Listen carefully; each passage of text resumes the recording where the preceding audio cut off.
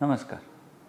Haemoglobin कमी असणं हा जवळपास एक 80% भारतीय लोकांमध्ये आढळणारा त्रास आहे.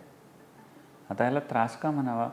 कारण ह्याच्यामुळे होणारं छातीमध्ये धडधड, धाप लागणे, पायामध्ये गोळे येणे, चक्कर येणे किंवा खूपदा डोळ्यासमोर अंधारी येणं हे सगळं त्याच्यासोबत संबंधित त्रास आहेत की जे आपण दैनंदिन जीवनात खूप साऱ्या लोकांना आढळतं, पण आपण त्याच्याकडे दुर्लक्ष करतो किंवा हे 1-2 सेकंडमध्ये कमी झालं आहे किंवा थोडा वेळ थांबलं की धाप कमी लागते, तर आपण तिथेच त्याचा मुळापर्यंत जाण्याचा प्रयत्न करत नाही. HB कमी आहे, हां खूप लोकांमध्ये कमी असतं, त्याच्यातच काय.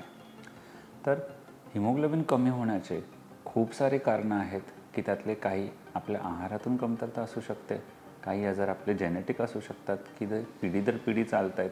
तर आपल्याला हवं आहे का की आपण आपल्या पुढच्या पिढीला आपल्यामुळे काहीतरी एक मेजर किंवा सिव्हिअर आजार देऊ नये, अशी कुणाचीच इच्छा नसते. आपण प्रत्येकजण याचाच प्रयत्न करतो की आपण पुढच्या पिढीला चांगल्यात चांगलं जीवन कसं देता येईल. तर आपण हिमोग्लोबिन कमी होण्याचं काय कारण आहे, त्याचे काय उपचार पद्धती आपण वापरू शकतो आणि कसं आपण त्याच्यातून स्वतःला किंवा आपल्या घरच्यांना किंवा आजूबाजूच्या लोकांना ह्याच्यातून पूर्णतः क्लिअर करू शकतो, ह्याच्याबद्दल आपण बोलू. थँक्यू.